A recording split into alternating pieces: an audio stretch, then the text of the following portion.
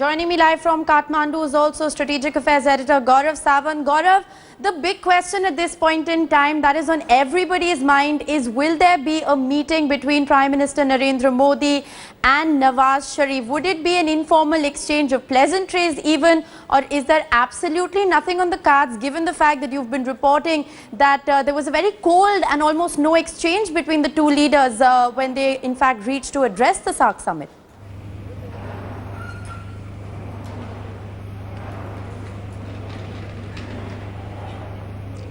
Well, what sources in Government of India are telling us is India-Pakistan are not central to SAARC. The Prime Minister in his address emphasized how India is moving forward on regional development, and he specifically singled out India-Nepal when he talked about connectivity and energy resources, India-Bangladesh, again energy, India-Sri Lanka in terms of trade, India-Maldives in terms of oil, India-Afghanistan in terms of, despite the distance, people coming together.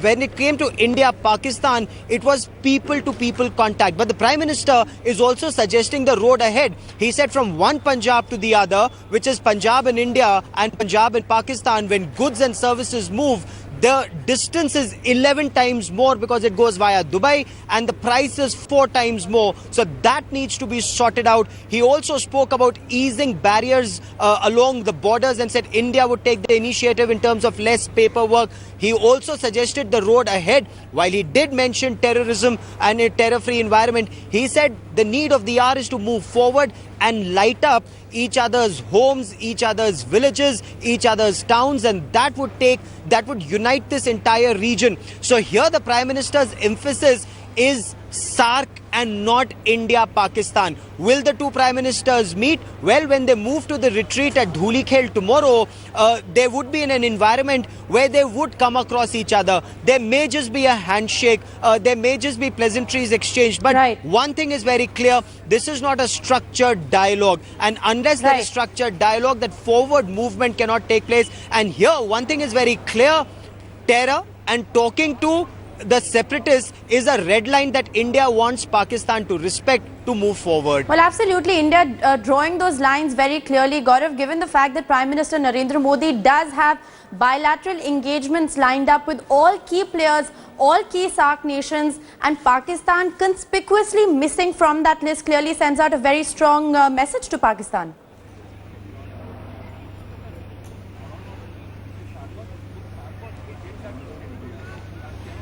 Spot on there. The Prime Minister is having a one-on-one with every other head of state and government of the SAARC nations except Pakistan. Pakistan says we are open to the idea of meeting the Indian Prime Minister, but the initiative should come from India.